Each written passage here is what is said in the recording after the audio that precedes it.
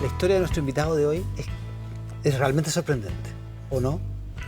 ¿En cuál de todos los sentidos? ¿Que le hicieran marciano en el colegio? Que... No, porque a mucha gente le dicen marciano en el colegio, ¿Ya? pero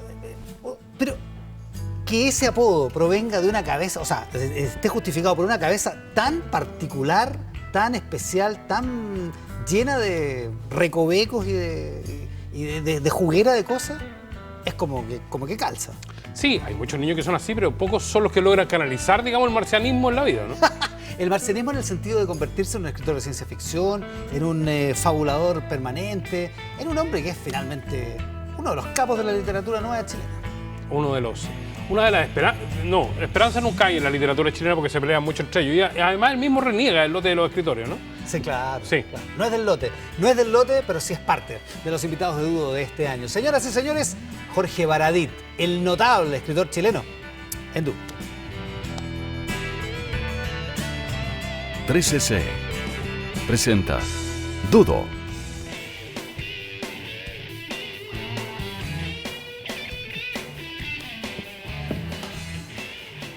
Si hay algo que caracteriza la literatura de nuestro invitado de hoy, de Jorge Baradit, es la mezcla de todo. Por ejemplo, el epígrafe de Yuscuma, su nueva novela, dice 1977, Chile es una serpiente con pesadillas. Esto es política, historia, cultura popular, horóscopo chino, todo en una sola frase, como en 6 palabras. Jorge Baradit es nuestro invitado de hoy en Dudo. ¿Cómo estás, Jorge? Un placer tenerte acá. Muy bien, el placer es mío, de verdad. Hay gente que se describe por dónde nació, y fundamentalmente los que nacen en la ciudad donde nació Jorge. Es decir, él es porteño, es de Valparaíso. Pero él agrega, como en casi todas las cosas, una cuestión que define al Valparaíso en el que nació. Yo nací en un Valparaíso muerto. Sí. ¿Cómo es posible nacer en un Valparaíso muerto? ¿Murió alguna vez Valparaíso? Absolutamente. Valparaíso es un zombie, hoy día es un zombie que está maquillado al estilo de La muerte le sienta bien, con muchos pubs y muchos colores y mucho bed and breakfast. Pero la verdad es que Hoteles Valparaíso, boutique. exacto, mucho hotel boutique. Y consciente de su propia miseria. Entonces es como esta ciudad es hiperconsciente de sí misma que se convierte en una especie de parodia, ¿no? Entonces Valparaíso, después del... ¿Se puede decir golpe acá, no? ¿Sí? ¿O tengo que decirlo de otra manera? No se puede decir, Se puede puedo decir. agregarle Sí, apellido sí. incluso. Bueno, Sí, puede decir golpe militar, puede decir dictadura. Maravilloso. Después del golpe, Valparaíso perdió toda su vida nocturna, perdió mucho de su espíritu, se trajo la administración del Puerto Santiago y Valparaíso murió. Valparaíso se convirtió en una cáscara y cuando yo tenía, no sé, 12, 13 años y me dieron permiso para salir a la calle, porque no se podía salir a la calle, yo era muy chico, entraba yo a un Valparaíso que era una cáscara, no habían locales nocturnos, no habían pubs, habían 2 pubs, uno se llamaba Lo de Vi, donde iban los, por llamarlo de alguna manera, iban los que iban a formar la concertación en unos años después, y al frente estaba el Bar El Trufo, que era un bar miserable donde iban los mirachos y todos los que estaban por la vía armada, ¿no? Entonces teníamos separado por una calle, la calle Ecuador, teníamos separada la historia del momento en el país. Y el resto era caminar, aplanar. Eso es lo que se conoce como la línea del Ecuador. La línea del Ecuador, imagínate. ¿Sí? Y después tenía Pero en ahí- Valparaíso. En Valparaíso. Después tenía el Delta 4, y, si juntaba ahí algunos pesos, porque yo era muy pobre, podía ir y matar marcianos como enajenados, jurando, como eran verdecitos, además uno se sentía súper bien matando a estos bichos verdes, estos ejércitos de bichos. Y nada más, pues. Entonces, como es un clásico de mi vida, una vez que me fui, se armó. Me ha pasado siempre. Trabajé 12 años en el barrio Italia, me fui y ahora es lo que es. Al año siguiente se armó la cuestión. Bueno, Valparaíso sí, Valparaíso estuvo muerto y hoy día es una parodia de sí mismo. Sí. Ahora, si no fuera porque pareces estar en el lugar equivocado hasta que te vas y ahí descubres que era el lugar correcto. El programa mañana no va a salir la raja. ¿Sí? Claro.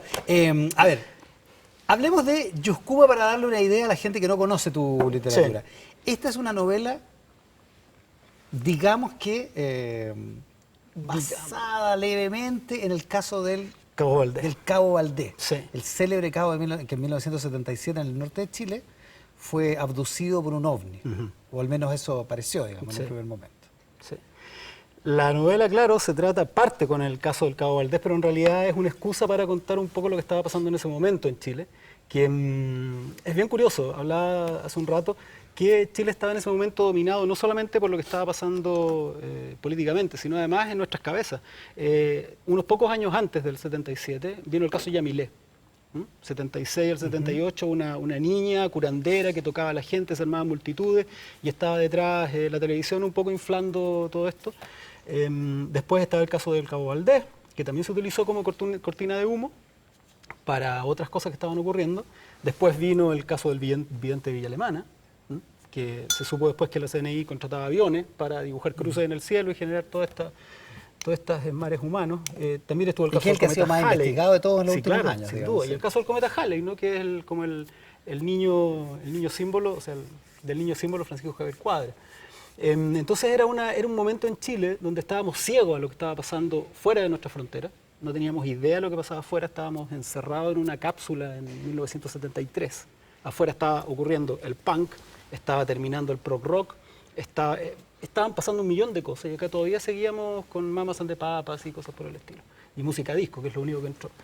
Y entonces estábamos ciegos a lo que estaba pasando en nuestro entorno, no sabíamos lo que estaba ocurriendo bajo tierra, a quienes estaban enterrando bajo tierra, y tampoco y nos obligaban a mirar hacia el cielo. Ovnis, videntes, vírgenes, cruces. O sea, estábamos obligados a mirar el cielo y no teníamos idea que estaban pasando cosas terribles en la tierra. Chile estaba en la noche, un poco en la noche. Por eso que digo que Chile es una serpiente con pesadilla. Porque Chile es una serpiente, ¿no? Es una figurita larga. Chile tiene una columna vertebral, que es la cordillera de los Andes. Chile se mueve cada cierto tiempo, ¿no? Se remueve. Está el mito de Caicay y Tentembilú. Hay una idea potente detrás de la idea de serpiente. Y esta serpiente despierta cada 40 años, más o menos, ¿sí? Que es como la cantidad de veces en que se producen levantamientos sociales en Chile. 91, 1891, 1925, 1930, 1973, 2011. Hay un flujo de cada 40 años, se producen estos retorcimientos de la serpiente, ¿no? Por eso que es el 2010, un año antes de los movimientos sociales. Oye, en esta mente febril, Jorge, además, en uno de los libros propusiste que el golpe no se produce. Sí, claro. El cuento pronunciamiento, como preferimos decir en este programa, no se produce. Y tomaste una idea también de la Unidad Popular que era hacer una proyección cibernética del país. Sí, claro. Contratar computadoras y esas cosas. Es que es lo que pasa en nuestro país. No sabemos lo que pasa en nuestro país, no tenemos memoria. Siempre tienen que venir los gringos a contarnos qué es lo que vivimos, qué es lo que nos pasó. Viene Claudio Gay a hacer un catastro de lo que nosotros tenemos. Tiene que venir gente de afuera. Nosotros estamos como una especie de limbo. Nosotros vivimos en un campamento. Tenemos 200 años en América, todavía arreglamos las cosas con alambrito y tenemos nuestro plato es la cazuela, que es... Cazo era la ollita que traían en la mochila los españoles. ¿Ya? O sea, es comida de campamento. Nosotros estamos recién aquí. Entonces viene gente con más años a analizar lo que pasa. Y claro, el 5 se llamaba el programa cibernético que básicamente, en pocas palabras, inventó un tipo de Internet en Chile en 1972. Salvador Allende, a través de Fernando Flores, trajo a un gurú británico, a Stafford Beer, que estaba trabajando en la cibernetización de las empresas, en conectar a través de telecomunicaciones las empresas y convertirlas en un símil de un organismo biológico. Es decir, en las empresas hay cabezas, hay manos, hay hígados, hay cosas que limpian, cosas que... Y este gallo, vía conectarlas a través de telecomunicaciones, pretendía que funcionaran en el tiempo real, no con demoras. Y se construyó en Chile, o sea, Fernando Flores fue a Inglaterra y le dijo, ok, compadre, el descueve, yo te voy a pasar un país completo para que hagas eso. Lo cual permitía planificar la producción y hacer Sin el duda. sueño O sea, socialista, imagínate, pero con cibernético. En corto, tú pedías un informe a una, procesadora de pescados, por ejemplo. Pedías un informe, el informe se demoraba 2 meses. Y cuando llegaba el informe no era válido. Esa realidad se mantuvo en el mundo más o menos hasta los años 90, ojo. Lo que pretendía 5 era que a través de una red de telecomunicaciones hecha con Telex, y yo me entrevisté con uno de los viejitos que trabajó en 5, que me daba risa porque yo me imaginaba esto como una especie de Matrix retrofuturista, y él, claro, me decía, bueno, yo era básicamente el wing derecho del equipo de 5 que peleábamos, o sea, que jugábamos contra el Ministerio de Defensa y cosas así. Y él me contaba que la red podía constar de, en Chiloé, un viejito o un joven, una estafeta, que salía corriendo a tomar un bote, cruzar un río, agarrar un caballo, partir a Pargua, llamar por teléfono a Puerto Montt y que de Puerto Montt transmitieran vía telefónica o vía Telex a la moneda un dato. El dato. Con respecto a la... O sea, lo que había. O sea, imagínate, que es algo muy propio de Latinoamérica, que es que en Latinoamérica nada pasa, todo queda, todo se sostiene, todo permanece. Entonces teníais la última tecnología y teníais chasquis también. tipo que corría, estaba una red cibernética alucinante. Y esto permitía, por ejemplo, que decían, la procesadora de pescado tiene una baja del 20% de su producción. El mismo día sabían en Santiago. Entonces llamaban a la empresa que trasladaba el pescado y se le tienen el 20% de sus camiones para usarlos en lo que ustedes quieran. Y los tipos lo determinaban que tenía que ir, no sé, a otra industria. Y así, en una especie de danza, coordinaban 8 personas en una especie de set que parecía el deck de Star Trek, que está por ahí diseñado por Guy Bonciep, una cuestión alucinante, con gráficos, movían más o menos las piezas y coordinaban desde una cabeza los destinos del país. Esto se redescubrió a principios de los 90 y es otro detenido desaparecido, ¿no? 5 es un detenido desaparecido cultural. Y hasta el día de hoy se estudia 5 como una alternativa viable de gobierno centralizado para el mundo. Creo. Y en tu novela lo que haces es imaginar qué hubiera pasado Claro. si Pinochet, en vez de dar el golpe, lo hubiera detenido. Lo que pasa es que lo entretenido, y de nuevo, es como el gol contra Austria en el Mundial del 98, a última hora, ¿no? O sea, el gol de Austria. 5 estuvo lista en agosto de 1973, un mes antes del golpe. Cuando los militares entraron a las oficinas o a las instalaciones de 5, dictaminaron que esto era una red de telecomunicaciones para alzamientos obreros. Esta cuestión era exclusivamente para Parte coordinar... del plan Monza. Absolutamente, sí. El plan Y. Y lo destruyeron. O lo dejaron abandonado y se fue pudriendo en su abandono. La idea ahora para el libro no era tanto parar el golpe como ver qué pasaba si 5 funcionaba. Entonces, para que el pensamiento era, si quiero que 5 funcione, no tiene que haber golpe. ¿Y cómo le hago para que no haya golpe? Y digo, bueno, tengo que atacar al principal tipo, al que estaba más dubitativo de todos, que era Pinochet. Pinochet se sube al golpe el sábado, antes del martes 11 de septiembre. Eso declarado por Lee, por Merino, por todos los testigos o los grandes protagonistas. Y entonces tenía que conseguir que el tipo tuviera una gran razón para hacerlo. Y la gran razón es que nadie creía que Pinochet iba a apoyar el golpe. Y era el ejército, es decir, la rama más grande, la que tenía que estar en el golpe o no iba a funcionar. Entonces, en mi historia, lo que hacen es Bonilla y el resto de los golpistas intentar pitearse a Pinochet. Y al intentar piteárselo, el día de su nombramiento, matan a su familia. Entonces mi novela comienza con un estallido, Pinochet despertando, tipo Jack en Lost, así como mirando el avión, un auto en llamas, y él grita, Lucía, Marco Antonio, que iban dentro con él a el nombramiento como comandante jefe del ejército. Y la siguiente escena es Allende entregándole un dossier diciendo, fueron los mismos del ejército. Te quisieron sacar del camino porque tú eres constitucionalista. Es decir, Prats te puso a ti porque eras un tipo buena onda. Y continúa la historia con Pinochet pasando lo que uno piensa que podría haber ocurrido, que está en una línea indeciso, que necesitaba un empujoncito en un sentido o en el otro. En este caso fue empujado hacia la izquierda. Es una política. Es una política, sí. ¿Es un extra? Tiene un micrófono. Ah, ya. Sí. Yes. Entonces, Bueno, esto digamos que poco después se hizo más o menos el experimento, pero de otra naturaleza. Le pasaron el país a un gallo para que experimentara, pero se llamaba Milton Friedman, digamos.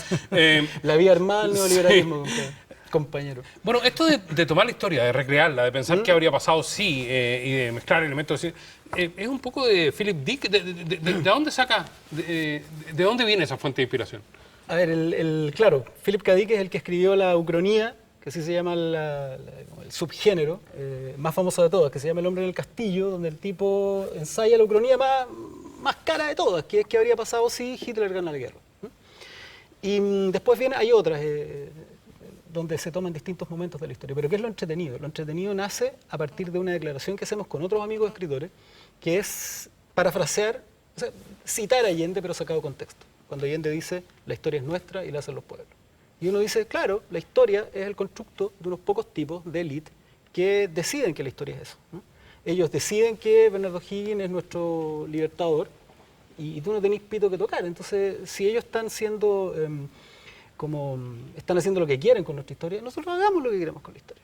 Y entonces inventamos que Arturo Prat murió a los 9 años de viruela, entonces inventamos que el teniente Bello también se metió en una nube verde y fue trasladado en el tiempo, un ejercicio que se hace poco en este país.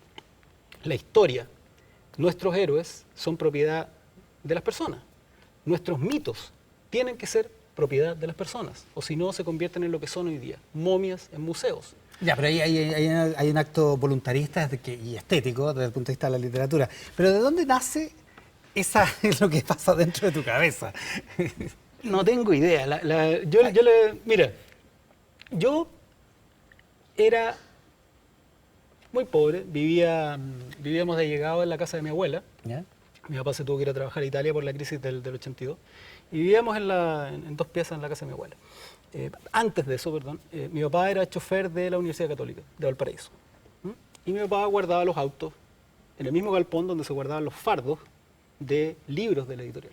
Entonces, como al niño le gustaba leer, y en mi casa habían 3 libros, uno de Ribano, un almanaque y la Biblia, este gallo llegaba, mi papá, sacaba un libro de los fardos y llegaba a la noche y me lo tiraba. Y así un día me tiró el Don Juan Tenorio de José Zorrilla, otro día me tiró el Altazor de Huidobro, que yo decía, Te lo pasaba más bien. No, me los tiraba. Ah, te los tiraba. Sí, así, Literalmente. Claro, literalmente pasaba y los tiraba. Fragmentos del Decamerón, de Boccaccio, o sea, literatura pornográfica medieval. Tu papá no tenía idea. No tenía idea, que lo hacía con la mejor intención, astronomía, todo lo que saliera. Entonces, esa fue tu formación, digamos. mi deformación. Sí. Sí. Más que una formación heterogénea, lo que tengo es una formación promiscua, ¿no? Yo siempre he sentido mi formación académica y a lo mejor ahí me distingo un poquitito del mundo de los literatos chilenos, el mundo de los escritores chilenos, en que mi formación está llena de hoyos, está amarrada con alambrito, está construida con resto, es poco... Claro, no te formaste leyendo a los rusos, digamos. No, para nada, los leí después. En orden, digamos. Claro, o sea, me preguntan, ¿y tú leíste a este? No, la verdad es que no, he leído a estos otros. Y la verdad, y además que mi propio pool, o mi propio abanico de lectura es bastante más heterogéneo. ¿Y erais así lector furibundo? O sea, ¿o teníais jugáis con otros niños? No, ¿Qué era un bicho pero absolutamente detestable, encerrado en la esquina. O sea, la frase típica en mi casa era, ¿y dónde está Jorge? Allá al fondo con los libros. Mira, me moría de miedo de todo. Me daba miedo todo. Todo. Me daba miedo la oscuridad, la luz, me daba miedo la noche, el día, los tíos, las tías, Bueno, los grandes, ¿quién los no? pequeños. Bueno, me inventé aparatitos para apagar la luz porque tenía pánico a yo levantarme a apagarla, ¿cachai? Revisaba debajo de la cama, atroz. Te estoy hablando de los 12 años, ¿sí? No de los 5 años. ¿Sí? El miedo también me formó mucho. Y tuve que un poco aislarme en mundos abstractos. Entonces me encantaba leer libros religiosos, por ejemplo, a geografía, porque eran tan fantasía como leer la adaptación de Star Wars Eran tan apasionantes desde el punto de vista del relato. Absolutamente. Sí. ¿Y el colegio? ¿Estuviste en 3 colegios? Sí. Y en todos te terminaron, como decía Aldo, te terminaron diciendo marciano. Sí, en todo, sí, O sea, sin marciano. mediar provocación, sin mediar provocación. No cuenta que, bueno, yo creo que cuenta que era chico, flaco, cabezón y con ojos grandes. Yo creo que algo debe contar.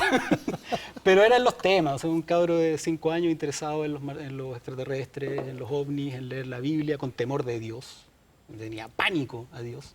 Yo soñaba, tenía esta mezcolanza, ¿no? de pesadillas donde se abrían los cielos y bajaban los ejércitos del Señor, ¿ah? Todos con sus espadas láser, pues viejo, con estas espadas flamígeras, a destruirnos a todos. Además se me ocurrió leer, fue época plena de Guerra Fría. Entonces, decía, Star Wars, Los Ángeles del Señor, el Apocalipsis. Entonces eran caballos con ángeles radioactivos. Pues. ¿Cómo ese niño, el marciano, llegó a convertirse en el escritor que es hoy y cómo construyó esa trayectoria? Lo seguimos conversando después de esta pausa. Jorge Baradit es nuestro invitado de hoy, junto a Aldo Esquipacase hacemos Dudo, por 3cc. 3cc está presentando Dudo.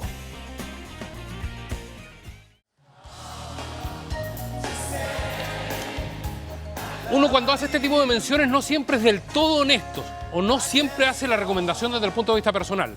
Créanme que en este caso es enteramente la verdad. Hace 10 meses que tengo entradas para ver Stevie Wonder, que es un grande de la música, que tiene éxitos que son sencillamente irrepetibles, como este que ganó un Oscar y que dio pie a una película increíble que se llamaba La chica de rojo y que en esa escena, con esta música, sencillamente se ganó la inmortalidad.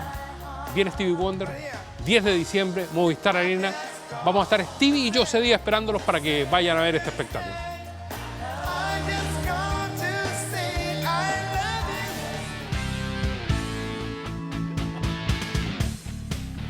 Señoras y señores, estamos haciendo Dudo por la pantalla de 13C y Jorge Baradit, el autor de Yuscuma, que así se llama su última novela, es nuestro invitado de esta noche. Porteño con un papá que se fue, luego viviendo de allegado en la casa de tu abuela. ¿Le tenías como se dice allá un miedo inconcebible a la pobreza o no la sentiste? No, porque mira, mi mamá hay una película muy mala, muy bonita, pero muy mala, pero muy bonita, que se llama La vida es bella. ¿Ya? Sí, ¿tú cachai al Es una película detestable, francamente. Sí, francamente detestable. Pero Bueno, bonita. pero es bonita, pero es mala. Pero bonito, Pero es la pero negación misma, ¿cómo le de negar al cabro chico lo que está? güey? el cabro chico que le niegan Es protección. que está en un campo de concentración y el papá que Roberto es insoportable. Bueno, guardando las distancias y haciendo el paralelo lejano entre un campo de concentración y una casa pobre, digamos que mi mamá era como el papá de... O sea, mi mamá hizo todos los esfuerzos metahumanos. Ocultarte que eran pobres. No, sino para que esto fuera normal, fuera tranquilo, que fuera de buen pasar. Nunca la vi llorar por nuestra situación, nunca una mala cara, un amor pero alucinante. Yo tengo un problema, yo era rebelde, yo era punk, y tenía una mamá amorosa, un osito, que ella me ayudaba a raparme el pelo. Ella me hizo el primer hoyo para mi primer aro, ¿cachai? En los años 80 en Valparaíso. Por lo tanto, eres deudor intelectual del Estado chileno. Yo soy un hijo de la República de este país. Yo fui a la escuela D255 República de Alemania y fui en esos cursos de 50 alumnos donde nadie escuchaba nada, nadie entendía nada, donde los juegos eran con cortaplumas sobre el mesón. Y en esa selva yo era el Mateo. Chiquitito. Marciano y Mateo. Marciano y Mateo. O sea, era una experiencia que te la encargo. Era y por lo tanto el crédito de tu familia. Yo era el crédito de mi familia. Tu papá se fue a Italia. Sí. El papá ese que te tiraba libros. Sí, claro. Se fue a Italia. Y no lo volviste a ver durante mucho tiempo, ¿no? No, lo volví a ver 4 años después. ¿Ya? Y, a ver, mi papá es una persona súper sencilla. A mí me encanta relatar bien corto esto sobre mi familia. Yo soy no solo hijo de la República, no soy solo hijo del Estado, sino que además mi familia tiene la historia un poco la historia de este país. Mi abuela era hija de inquilino de un fundo. Es esa señora chiquitita que medía como 1,50 m, de una potencia alucinante, la señora Olga Faría, se levantaba a las 5 de la mañana a piso de tierra a armar fardos de pasto, que era su pega, y de ahí a caballo al colegio. Esta señora se fue como niña de mano de la hija del señor del fondo, Ajá, a Valparaíso, y ahí conoció al chofer y quedó esperando guagua. Para afuera, despedido, y se fueron a trabajar de mineros a Humberstone. O sea, imagínate, del campo a la mina. Mi abuelo fue calichero en Humberstone, se tuvieron que venir a Valparaíso después de la crisis, y en Valparaíso fueron obreros de una fábrica, de una línea de producción de una fábrica. Mi abuela durante años cosió el bolsillo superior izquierdo de las camisas. Esa era su pega. Mi abuelo en una industria de botella. Sus hijos llegaron a la educación media, todos, y sus nietos, nosotros, fueron todos universitarios. Entonces, es como la historia del siglo XX. Si hubiera que contar, si hubiera que escribir el libro siglo XX, yo tengo un par de cosas que decir al respecto. ¿Y los Baradit dónde son? Los Baradit, eso es bien bonito. Baradit, el apellido, el único antecedente que hay es una toponimia en Egipto. Significa algo, tiene un fragmento que significa riachuelo, algo que tiene que ver con agua. Y hay un lugar que se llama Ain al-Baradit, cerca de Alejandría, en Egipto. De ahí a Francia y de Francia a Valparaíso. Y somos muy pocos. Hay muy pocos Baradit en Chile. Yo vengo a ser como la oveja negra, blanca, de la familia. Bueno, pero volviste a ver a tu papá. Sí, y tuvimos como mis papás son gente muy sencilla, tremendamente valiosa. Es complicada la palabra sencilla, porque en realidad son bien complejos, valiosos y tremendas personas. Pero yo era el enredado. Entonces, claro, mi papá dejó un niño de 12 años y cuando volvió, yo tenía 16, era anarcosindicalista, punk, tenía una banda, estaba leyendo ya a Foucault, y cuando quisimos conversar pero un abismo. Es decir, nos sentamos al lado del auto y decimos, salgamos. Silencio. ¿Tú tomás? No. ¿Vamos a tomar un copete a un bar? No tomo. ¿Pero fumémoslo? No, es que no fumo. ¿Y qué estoy haciendo ahora? Bueno, estoy leyendo, estoy investigando una cosa. ¿Sobre qué? Bueno, estoy empezando a leer a Jorge Luis Borges. A ver, cuéntame algo. Complicado. Y así renunciamos un poco. Y después de un rato me di cuenta que el problema era mío, que yo no había sabido como tirar puentes hacia él. Pero ya lo solucionamos. Hablamos, yo he viajado para allá varias veces, él viene para acá y nos llevamos después. Súper bien. ¿Esto pasa? ¿Se quedó en Italia? ¿Mm? ¿Se quedó en Italia? Mi papá se quedó allá. Tengo un hermano italiano, Baradit Ghilardi, en la Lombardía, en arriba, cerca de Milano, donde vive la gente que va. ¿De dónde es tu familia? De Génova. Ah, ya. Ah, para el ladito. Sí. Eso, sí, está súper bien. Y nos vemos seguidos, sí. Él es buena persona. Sí. No hay problema. ¿Qué hiciste en todo este momento? ¿Qué decidiste estudiar y por qué? Eso es fregado, porque como eres el crédito de la familia, eres el mateíto, el que se saca las buenas notas, el que se saca un tremendo puntaje en la proaptitud de la época, era el llamado a cumplir ese sueño de la clase trabajadora chilena, ¿no? Medicina, leyes o ingeniería comercial, lo menos Exacto, que te habría o pedido. sea, leyes, por supuesto, medicina. ¿Y qué pasó? Que claro, finalmente floreció la familia con estos nietecitos que podían estudiar, y yo era uno. Y ponderé el descueve, increíble, fui a un colegio que es como el Instituto Nacional de Viña, que se llama Rubén Castro. Y me bajó la neura.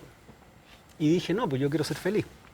Y como tenía toda la cabeza contaminada con estos señores, con estos filósofos, estos tipos que no sirven para nada, que te enseñan a vivir, gurúes y gente que te dice que tienes que ser lo que tienes que ser, que tienes que ser feliz, que tienes que seguir tu propio camino y todas esas cosas. Bueno, no postulé a medicina, que era lo que se supone que yo iba a hacer, y postulé a arquitectura en la Católica de Valparaíso. La Católica de Valparaíso determinó que yo era un bicho más raro todavía, que no tenía cabida. Que ni siquiera cabía ahí. Ni siquiera cabía ahí, claro, ni siquiera cabía ahí. Y terminé, y me encantó, eso sí, diseño gráfico. Y la decisión es bien irresponsable, porque son esas decisiones irresponsables que tomáis a los 16 años. Cuando tú dices, tanto leo, tanto me meto hacia adentro, tanto información abstracta, quiero estudiar algo que tenga que ver con el afuera, con el espacio, porque no quiero tener brazo de tenista, ¿no? No quiero desarrollar solamente el derecho, quiero también desarrollar el brazo izquierdo. Entonces voy a estudiar algo que tenga que ver con eso. Es decir, contra toda lógica, no desarrollo mis aptitudes ni mis talentos, sino que me voy para el otro lado. Y entro a diseño y me convierto en diseñador gráfico, cosa que hasta el día de hoy mi padre no comparte. Pero nada, soy realmente feliz y habría sido muy feliz como médico, ¿no? O sea, mi cabeza necesita estar en otra cosa cada media hora, cada 20 minutos, leer. El diseño gráfico es como un poco tiene algo que ver con el periodismo, esto de estar trabajando con materia que te llega. Te tiran una pelota y tú tenés que pegarle. Oye, Jorge, pero el paso grande es transformarse de lector a escritor. Sí. Dejando atrás los pudores, dejando atrás la comparación inevitable con todo lo que leíste. ¿Y eso en qué momento se produce? También se produce de una manera rara y fortuita, porque en realidad yo no estudié periodismo, yo no estudié literatura, no tenía nada que ver con las humanidades. Había escrito, claro, durante mi adolescencia había escrito mucha poesía, toda mala, porque todos escriben poesía mala, porque es una cuestión de la libido, ¿cachai? ¿No? Tenéis que escribir poesía. Y estaba hablando con un amigo que es biólogo, yo tenía como 30 años, y este amigo me dice, claro, sí, por supuesto, Star Wars, porque soy ñoño también, obvio. Y este gallo me dice, claro, pero los lightsabers no son posibles, ¿no? Las espadas de luz, lo sabes. ¿Por qué? Le digo yo, porque la luz continúa, no para. Entonces yo le digo, ya, pero si tú pones un agujero negro, un micro agujero negro acá, la luz se detiene. ¿No? Ya, pero ¿y cómo lo mueves? Bueno, con el poder de tu mente, mueves el espacio también. Empiezas a mover Entonces no es que tú estés moviendo el brazo en realidad, sino que estás moviendo el espacio completo. Y empecé a rayar. Y me dijo, bueno, escribe La forja del sable de luz. Por jugar escribí, no paré de escribir, no paré, se me llenó la pieza y empecé a llenar las paredes, me vino como una especie de psicosis. Y en lo que terminó fue en un mamotreto que alguien tomó, ni siquiera yo, lo llevó a una editorial y la editorial me dijo, publiquemos esto. ¿Con qué me encontré? Con que me convertí en el primer escritor en publicar una historia de ciencia ficción en Chile, en una editorial grande en los últimos, no sé, 40 años, 50 años. Que es tu novela Yggdrasil. Yggdrasil, la primera. Pero espérate, ¿ya te habías casado ya? ¿Estabas emparejado? Me habían trapeado todo Santiago conmigo, una expareja. Ya te habías venido a Santiago, de hecho, claro. Yo me vine en el 94 y de vivir en Valparaíso, salía a la casa de mi abuela a un porche donde dominaba la bahía completa, una extensión increíble, tenía un útero ahí de agua salada al frente donde podía salir cualquier cosa, un monstruo, una nave espacial, cualquier cosa. Y me vine a Santiago y mi habitación medía 2 por 3 metros y tenía una ventana a 1,80 metros de altura donde veía un pedazo de la torre del Estadio Nacional.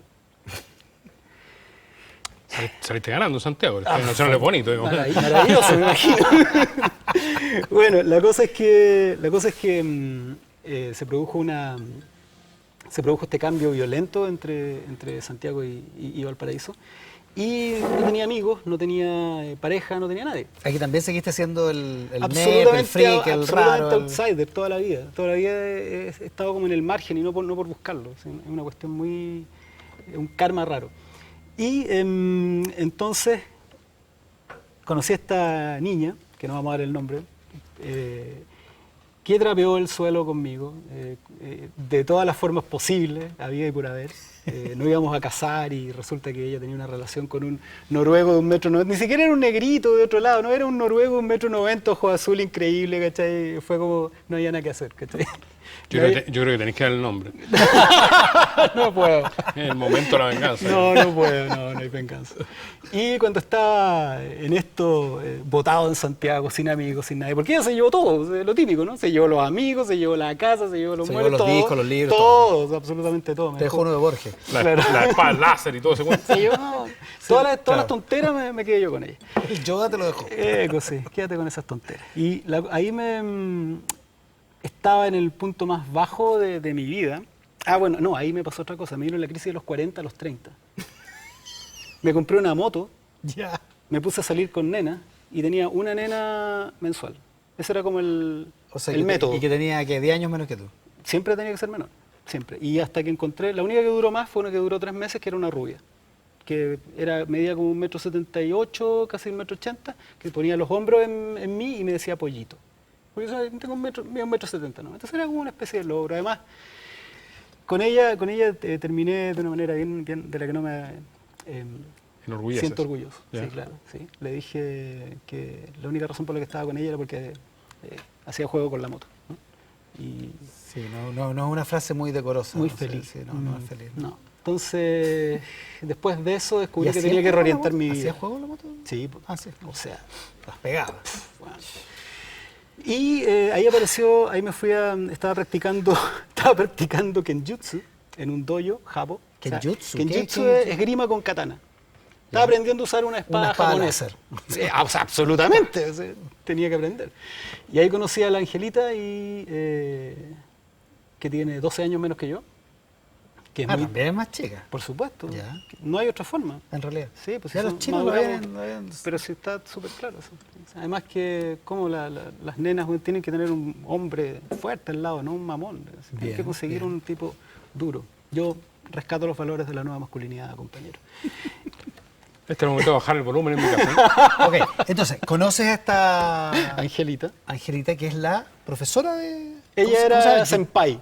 ¿Jujutsu? Kenjutsu. Ella era la senpai, es decir, alguien que está un poco más arriba que tú, nada más, y que te pega palos para que tú hagas las cosas como Y corresponde. siendo 12 años menor que alguien te pegue palo, hay una Pero cosa, era una nena menor, pero alguien pegándote palos, no entremos en eso, por favor. Bien. Y la cosa es que nos casamos, lo pasamos y de momento lo estamos pasando increíble. Tenemos un hijo que se llama Gabriel Salvador Baradit González, y que formamos un trío alucinante, maravilloso. Los tres somos signos de aire, que no importa. Pero no quiero imaginar lo que deben ser las peleas en tu casa. No hay pelea. ¿No? No pelea. Por el temor a que pase. A que un saque delicado, a que saque digamos. la espada. A que saque la katana, digamos. No. Llegamos a acuerdo porque sabemos la potencia de nuestra furia.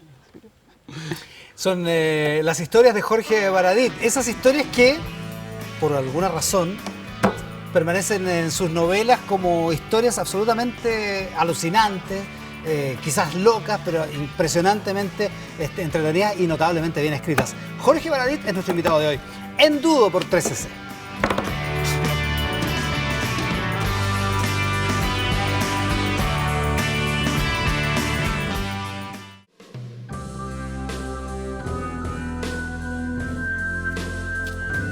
Estamos con con Jorge Baradit, que es el escritor chileno, nuestro invitado de hoy en Dudo. Se supone que esta es la parte de actualidad, Jorge, pero hay un par de historias que tienes que contar. Es verdad que cuando te viniste a Santiago, venís de Valparaíso, y durante toda tu dieta era una Coca-Cola y un paquete de Tritón que te duraba una semana entera. Sí. Mi pega... No era muy nutritivo. No. Mi pega, yo además soy flaco y esto me tenía en los huesos. Pero lo que pasa es que yo soy medio control freak y tengo un poquitito, unas TOC medias desarrolladas, ¿cachai? Que la he ido controlando con mi vida y mi mujer me ha enseñado también a manejarla. Y unos TOC son unos trastornos obsesivos compulsivos. exacto. Digamos, ¿ya? Entonces yo tenía rollo con la voluntad, criar voluntad. Entonces ¿Ya? hacía cosas como, por ejemplo, en medio de un temporal, salir por la ventana de mi casa en la noche, 3 de la mañana, 4 de la mañana en calzoncillo, y determinar que me tenía que quedar 15 minutos sentado debajo de la lluvia en el suelo, con reloj. ¿Sí? Llenar unas hojas con pelotitas, pliegos con pelotitas chiquititas, lo más chiquitita posible, sin tener la tentación de agrandar las pelotitas y llenarlas. Cosas ir a un viaje, caminar a pie descalzo durante una cantidad de tiempo, completar pruebas duras para criar voluntad. No me preguntéis por qué, de dónde nace, uno hace lo que quiere hacer nada más. Entonces, pero lo hacía. Lo hacía, sí, sí, claro. Y entonces en después Santiago, de la pulmonía con el temporal. después de todas esas cosas, claro, y todos los desastres, formar una banda de punk rock, por ejemplo, también fue un ejercicio de voluntad. Escribir la novela, Yggdrasil, fue un ejercicio de voluntad. Dije, voy a escribir una novela en 9 meses escribiendo una página diaria. Y lo cumplí a cabalidad, los 9 meses. Soy bastante funcional, ¿eh? No estoy tan chiflado, pero ordenar los libros por órdenes alfabéticos, colores, con 2 o 3 criterios cruzados. Entonces la Angelita llegaba y me los desordenaba. Y se mataba de la risa. Esa fue su terapia. Y claro, cuando llegué a Santiago no tenía plata, ganaba muy poco, vivía en esta pieza chica y comía en la pega. La pega me daba almuerzo, entonces mi lujo semanal, sin plata, era, yo me compraba el lunes un paquete de galletas Tritón y una Coca-Cola. Y era llegar en la noche, comerme una galleta y un vaso de agua mediano de Coca-Cola. Diariamente. Entonces llegaba el viernes, domingo, sin nada, y te el día lunes alcanzaba. partía. Tenía que alcanzar. En esa ración, claro. Tenía que alcanzar, pues era disciplina esta cuestión. Disciplina. Disciplina. ¿Y eso se te ha quitado? Sí, gracias Porque a Dios. con hijos es imposible, ¿eh? No, gracias. Bien difícil. Digamos. No, Gabriel es bien ordenadito. ¿También? Sí, de chiquitito lo estamos criando bien ordenadito. ¿Y para la escritura seguís siendo así? Súper disciplinado. ¿Sí? Claro, porque imagínate, yo soy diseñador gráfico, trabajo 10 horas diarias y después de esas 10 horas diarias que terminan como a las 6:30 de la tarde, de ahí yo recién me convierto en escritor. Entonces en mí no cabe esto de, el miedo a la página en blanco, no, es que hoy día no han bajado las musas, no, voy a esperar, no. Viejo, como diseñador gráfico además, te crían con que, oye, hoy día a las 3 hay una reunión. La entrega es la entrega y ponte chao, creativo claro. Ahora. Entonces hay un ejercicio también en soltar los perros, en tirarse a escribir en la página que me ha servido mucho. Y eso es lo que te aleja de alguna manera de esto que llamamos el mundillo literario. ¿Tú tienes una opinión, o expresaste en algún momento una opinión súper dura respecto, por ejemplo, de la presencia de Chile en Guadalajara? Sí, claro. Sí. ¿Qué pasó ahí? Lo que pasa es que ¿Qué no te pareció? Claro, es que, a ver, yo vengo de una industria que es muy dura y es muy exigente, que es la industria de las comunicaciones, de la publicidad, del diseño gráfico, donde los deadlines son siempre atroces y las cosas se cumplen y existen cartas Gantt y hay objetivos concretos. Vengo de la empresa, claro, de la industria. Entonces, llegar a la industria editorial, que es muy relajada, está más o menos como en los años 50, así como para que te hagas una idea. Es como Mad Men. O sea, pues, sí, ojalá. Se toman en la oficina. Sí, o sea, es muy relajado. No es una crítica, es una observación nada más. Está muy desfasado con la velocidad a la que estoy acostumbrado. Y con respecto a Guadalajara me dio mucha lata que todo se tratara de ir a carretear a Guadalajara y que no hubieran planes concretos. Y que cuando yo pregunté cuál era la agenda, poco menos que se rieron. Y yo dije, cuando el presidente invita, porque el presidente me invitó a Guadalajara, técnicamente a todos, cuando el presidente invita a un grupo de empresarios a ir a Europa, es porque van con una agenda, planes, se van a entrevistar con alguien y qué sé yo. Más se rieron. No, si estas cosas son así, si tú te juntas y conversas y ahí se hacen las redes por si acaso, algo salta. Como si el arte fuera un asunto que en un cierto sentido lo es, digamos. O sea, lo es. Contacto, lo que pasa es que son 2 cosas distintas, son 2 cosas diferentes. A mí me encanta decir que en mi trabajo, en mi pega como escritor, tengo un loco encerrado en el sótano que está escribiendo. Yo no soy ese loco que está en el sótano escribiendo. Yo soy el tipo que saca las hojitas por debajo y tiene que ver qué hacer con eso. Quiero que salga, quiero que llegue de la mejor forma posible y que ojalá llegue a la mayor cantidad de gente posible. Por eso mi trabajo en redes sociales, por eso mi búsqueda de nuevas plataformas narrativas. O sea, tú no estás en el gueto, digamos, estás No, todo lo contrario. Todo lo contrario, sí, sin duda, porque no... Y si eso es así, oye, aprovechando esto que mencionas de búsqueda de otras plataformas, ¿por qué escribir siendo una persona tan, entre comillas, moderna, tan hipercontemporánea? Si la escritura como que parece que está un ejercicio en retirada, digamos. Yo escribo, súmale que yo escribo a mano. Mis libros los escribo todos a mano. ¿Y por qué? ¿De TOC también? Porque tú cuando estás, a ver, a mí me interesa la gran metáfora para ver el mundo, mi gran metáfora para ver el mundo, mis procesos son biológicos. Entonces esta idea de los blogs de roneo que parecen piel, son medios rosados, y uno hunde un escalpelo, en el fondo está haciéndole una cesárea o una cirugía a la página para sacar lo que tú quieres decir. Cuando tú estás escribiendo y tienes rabia, la letra crece. La letra se agranda, el papel se hunde más, hay una reacción del papel ante esta furia y eso te retroalimenta. Aunque eso después quede convertido en caracteres de 12 puntos igual, son todos iguales. hay un momento en el que el gesto y la furia se retroalimenta con esa danza que tienes escribiendo. Pero con respecto a la escritura, esto hace rato que está claro que no es que un medio vaya a reemplazar a otro, ni una herramienta reemplace a otra. O sea, ustedes lo tienen súper claro con la radio, el típico ejemplo de radio, periódico y televisión. Todos encontraron su nicho, o las revistas también. En mi caso es lo mismo, aunque a mí más que escritura me interesa la narración, ¿no? Entonces, y cuando digo esto algunos se burlan porque suena medio, no sé, en el medio no suena muy bien la palabra narrador, pero me interesa utilizar todas las plataformas para contar una historia. Me interesan los correos electrónicos, me interesa Twitter. Este 11 de septiembre relaté el golpe en tiempo real, utilizando Twitter, con un criterio narrativo, con algo de novelesco. Me interesan los documentales falsos, me interesan los cortos, me interesa el soundtrack. Yo hago soundtrack de mis libros. Me interesa la ilustración. Hay sets de ilustraciones asociados a lo que yo hago también. Me interesan todas las plataformas para contar cosas. Tu literatura es de ciencia ficción, pero evidentemente, igual que toda la gran ciencia ficción, es un comentario político respecto del presente. ¿Qué es lo que hay que cambiar en Chile? Si tuvieras una cosa que cambiar. La Constitución. Marca C, tu voto. Sí, sin duda. Lo que cambiaría es lo que está cambiando en realidad. Estoy muy feliz con lo que está pasando desde el año 2011, que esta serpiente haya despertado, porque lo que necesita la política, con la Constitución que sea, con los organismos que sean, es fiscalización ciudadana.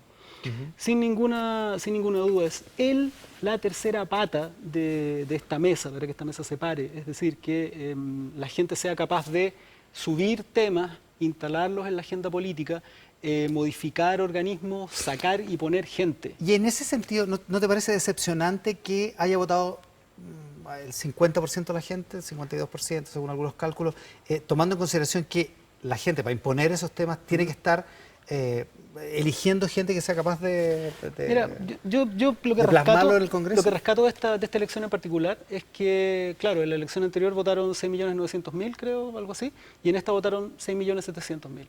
No me parece tan dramático tomando en cuenta que era voto voluntario. O sea, no me parece tan dramático con respecto al escenario que ya había, como primera cosa. Y como segunda cosa, claro, ojalá hubiera más participación, ojalá la gente se decidiera a ir a votar. Yo soy partidario del voto obligatorio. Inscripción voluntaria, o sea, inscripción obligatoria, inscripción automática, voto obligatorio. Con un detalle que me interesa, que eximirse cueste tanto como ir a votar. Es decir, que tú podáis ir el día de la votación donde Carabineros y decir yo no quiero votar, sin dar ninguna razón, ¿no? Pero que el gesto cueste lo mismo. Eso. Pero me interesa que esta participación crezca. Yo tengo la impresión que esta participación está creciendo. Yo creo que es evidente para todos que la participación está creciendo y tengo esperanza en que siga ocurriendo nomás. O sea, ese dato, la participación ciudadana, es el gran cambio que nos podría llevar a una política más sana.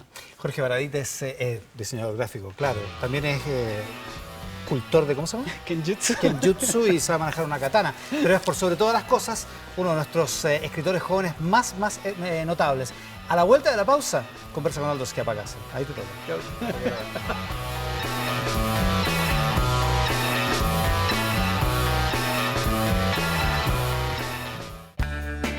13C está presentando Dudo.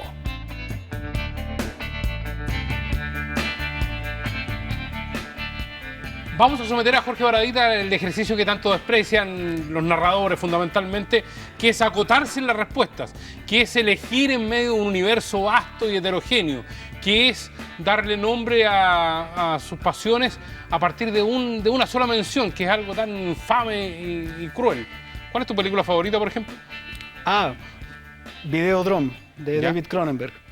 Es una película que, no sé, anticipó muchas cosas que están ocurriendo hoy día. Es salvaje, mezcla tecnología con biología, tiene surrealismo, tiene saltos temporales, es confusa, es caótica, me fascina. Sáltate a Borges, que está en toda tu referencia Sí. y en tu historia. Si tuvieras que decir quién es el autor que mejor anticipó el mundo que estamos viviendo, ¿quién es? El William Gibson, sin duda, el escritor del Neuromante. Él anticipó esta idea de un mundo hiperconectado, un ciberespacio como una especie de inconsciente colectivo de la Tierra y el planeta gobernado no por países, no por ejércitos, sino por corporaciones transnacionales que trascienden más allá de las fronteras y que controlan vía mafia, política y dinero los destinos del planeta, sin duda. Tú lo dijiste, Jorge, fuiste el primer autor que navegó en aguas que en Chile hacía 40 años que estaban más o menos abandonadas, que eran Sí. las de Correa, Sí, claro. que la hizo en... Los altísimos. Tal vez en los orígenes del género en Chile. Pero si tuvieras que buscar referentes en la literatura nacional, ¿a quién nombrarías? A Diego Maqueira con Los Sea Harrier, que es un poema que escribió en los 80. Es un poema donde él habla de Sea Harriers mezclados con historia, con el Cusco, con la Catedral de Cusco, mezclado con obispos del Vaticano. En el fondo, un poco lo que me pasa a mí en la cabeza, que es esta capacidad o esta fatalidad de hacer interconexiones distantes entre cuestiones que no lo parecen. Pero cuando tuviste que escribir de los libros imprescindibles, pusiste a Donoso, Sí. que es tal vez un escritor que está en la antípoda de tu estilo, de tu... Bueno, El obsceno pájaro de la noche no tan así. ¿Ya? Porque El obsceno pájaro de la noche es un libro que en realidad es casi un electroencefalograma de las pesadillas de nuestro país. Está la aristocracia, están las clases trabajadoras, obreras, en estas oscuridades y en estas suciedades, están los monstruos, estos seres deformes y contrahechos. Hay mucho de pesadilla. El obsceno pájaro de la noche, sin duda, la gran novela de terror gótico chileno. Porque en ese sentido me gustaría decir algo. Se le hace la evasiva al género fantástico, al terror y a la ciencia ficción. Y nuestro canon literario, que busca tanto la limpieza, ¿no? Una especie de eugenesia realista para tener una especie de sello, ¿no? Está lleno de monstruos. Está Patas de Perro, está Alcino, un ser alado, hay fantasía en La búsqueda de la ciudad de los Césares, el Teniente Bello perdido, tenemos, bueno, El obsceno pájaro de la noche, ¿no? El Imbunche es un espanto. Entonces, esa especie de canon secreto es el que me interesa en Chile. Vaso, fuiste al psicólogo, ¿no?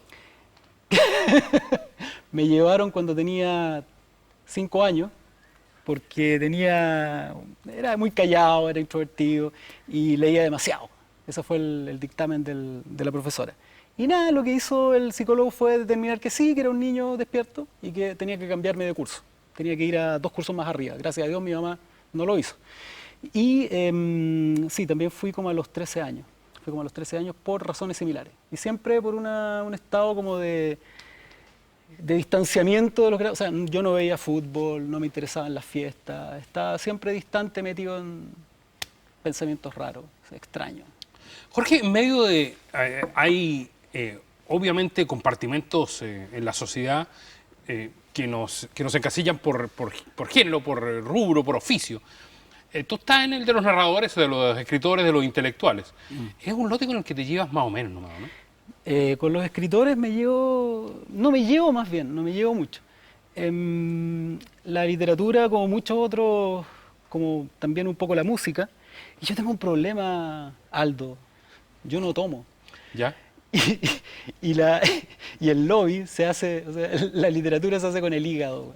¿Ya? Y Pero la- lo y la mismo que podríamos música. aplicar al periodismo deportivo. Yo no tomo y francamente me cuesta insertarme. Exacto. ¿Sí? Entonces hay un tema, ¿no? Bueno, entre tandeo y tandeo, me siento un poco fuera de cómo se manejan las cosas en la literatura y un poco fuera de las cosas como se manejan en general. Soy muy introvertido, soy muy torpe y soy muy dado a la alucinación, no porque esté loco, sino porque mis intereses parece que no concuerdan un poquitito con la media. Pero no es si hablamos del tomo, es de alguna manera ejercer una suerte de acción social. Es juntarse, hacer lobby, establecer redes. No sé y hacer todas esas esas cosas. Sí, pero no te ha ido mal, digamos. Lo que pasa es que la hago desde otro punto de vista, la hago atrincherado en mi búnker desde las redes sociales, a través de Twitter, a través de Facebook y con amigos cercanos que no son del mundo de la literatura. He logrado como establecer una especie de fortaleza de la soledad, así como Superman, desde donde transmito mis interferencias y mi ruido blanco al resto del país. Pero no soy un tipo de redes y no soy alguien que sepa hacerlas tampoco. Soy bien espinudo en ese sentido. Con una televisión dominada, francamente, por los medios, por los temas fantásticos internacionalmente, ¿te atrapó? ¿Te atrapó alguna serie de...? Sí, claro. ¿Te atrapó la televisión en términos de generación de contenido hoy día, no? Hoy día vi Hiciste referencia a Lost y a 2 o 3 series recién. No, yo soy muy de televisión desde ¿Ya? chico. Yo veía todo, veía mucha televisión, leía mucho también, consumo mucho contenido. Hoy día no tanto por una cuestión de tiempo, pero últimas series interesantes, Utopia, una serie una serie británica, con la música la hizo un chileno, y hay música de Trutru, que hay una cosa muy alucinante. Y Battlestar Galactica, también una serie que se llama Black Mirror, que también es británica. En general, harto BBC, fíjate. Hay una que se llama In the Flesh, que es una mirada a lo que son los zombies, si fueran reales. Una serie francesa que se llama Les Revenants, también. Y Doctor Who. Ah, que está muy de moda por estos días. Fue el niño símbolo de Doctor Who estos días. Jorge, muchas gracias por estar con nosotros esta noche. Yo encantado, feliz de estar con Iván y contigo. Muchas gracias. A través de Dudo, una vez más, estuvimos con un acercamiento a la literatura chilena con Jorge Baradit. La convocatoria es para reencontrarnos a través del 13C junto a Iván Valenzuela haciendo Dudo. Chao.